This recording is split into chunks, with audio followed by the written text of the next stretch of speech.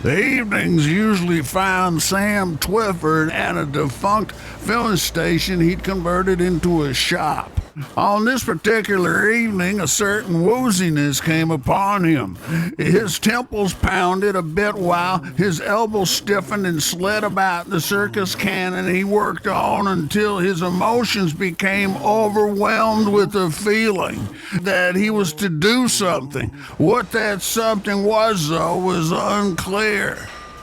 He was called out front to the old lot of the filling station portion of his shop by a visitor that seemed to have tapped into the depths of his very spirit.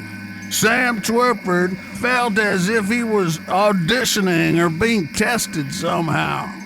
There were no words, just these feelings he had as any initial trepidation gave way to an increasing clarity.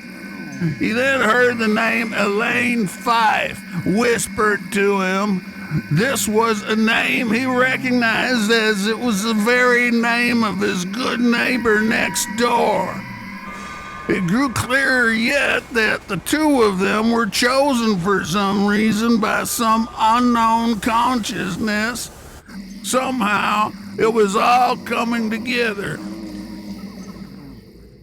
Around that time, Elaine Fife herself was called out of her house where, looking on from her front stoop, she too felt summoned by a particular intense energy. This energy also gave her the sudden sensation that her head was growing larger as it undoubtedly felt a pressure building out from the top portion of her skull, along with the thought entering her mind that she was to shave her head and that she too joyously was to be part of something bigger than she. And then it happened. It was the first of two crafts. Some were able to see it, but most were not. But there, on a crisp, clear-skied autumn afternoon, it began its descent. Sam and Elaine knew they'd arrived right in the heart of downtown Northfield, Minnesota, just as the Halloween season had fell upon the town in the year 2024. Among these visitors, there was a curiousness to the decorative nature of autumn festivities. While in playful preparation, the Flying Gizmo tested connections with Sam Twyford by coaxing him to believe that the street curb was actually a ledge of a building 10 stories high. And as the ones amidst chilly winds and the crunch of fall leaves examined the playful Halloween adornings, others observed beautiful structures upon an old Northfield hill as they were called to commence with the mission. Progressively, Sam Twyford became entranced in an altered demeanor that had him shimmying the walkway as he absorbed further information as to how he would be assisting the visitors who had arrived in Northfield.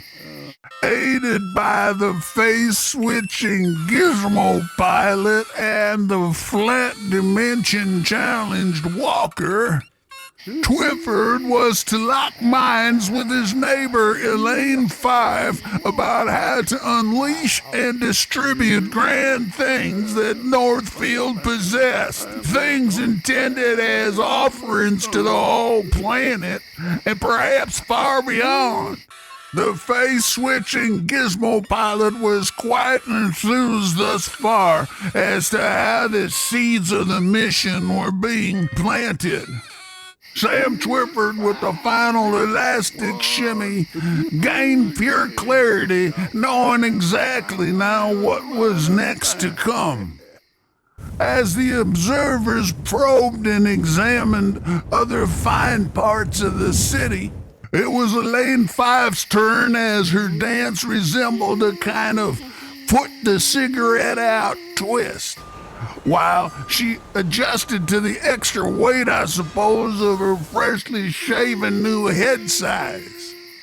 The orbs relayed signals back to the main craft to confirm that Northfield was indeed exactly the right place to have come to. Those signals were then received by Elaine 5 to guide into the proper channels the rare, down-to-earth, common-sense essence that Northfield possessed. She knew that after twisting out a few more cigarette butts beneath her old punk boots, she'd happily undergo further head augmentation in aid to the visitor's mission. Sam Twyford rapidly received and absorbed knowledge to construct the machinery needed to aid these biological storage beings that were grown instantaneously via some magic from the visitors.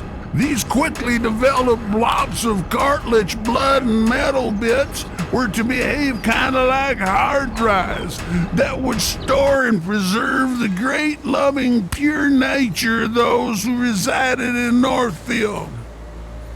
Then Elaine 5, with her blissful old can-do punk spirit, was to filter out any asshole qualities that could possibly get mixed into the soup of pure friendliness that made up the town.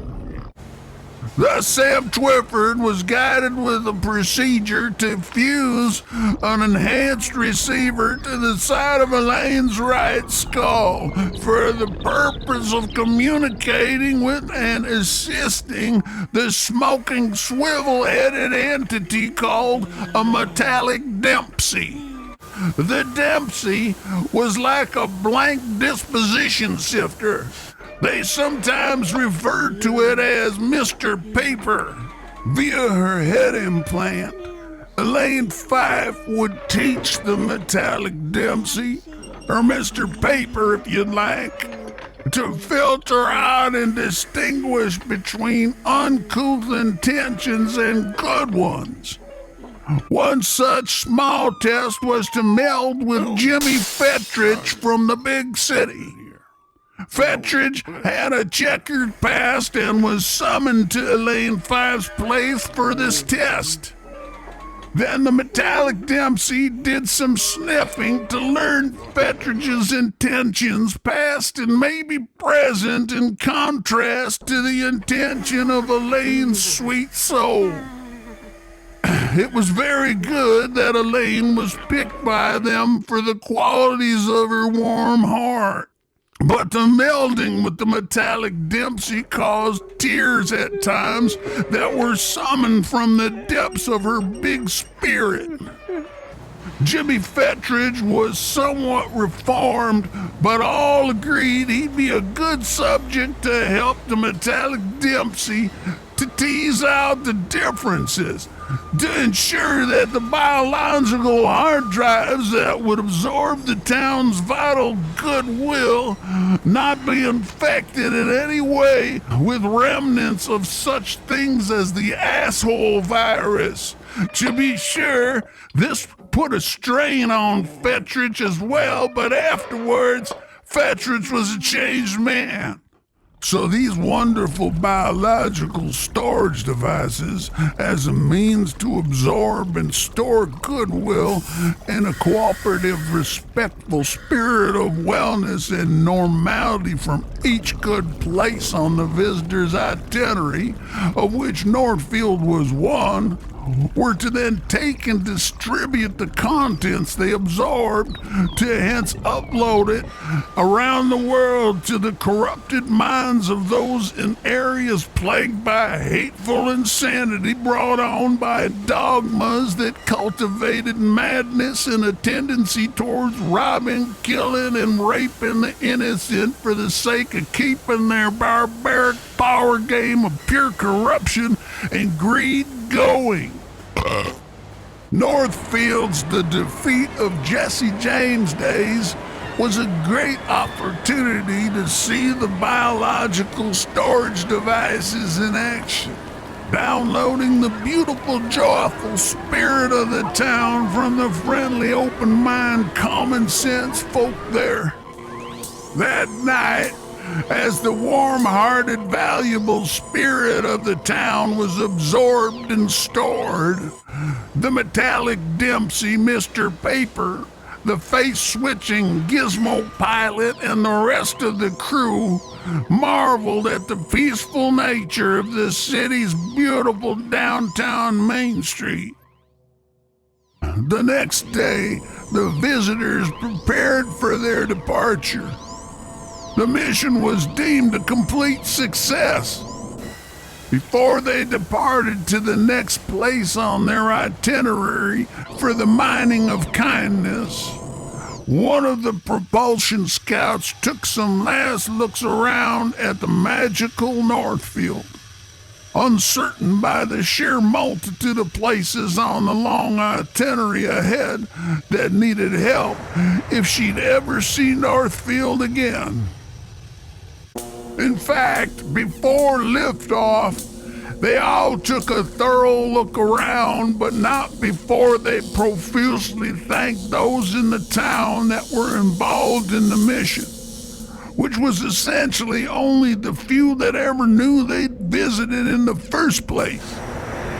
But especially they thanked Sam Twyford and Elaine Fife with their immensely helpful contribution, who indeed, as they initially felt, were part of something very important.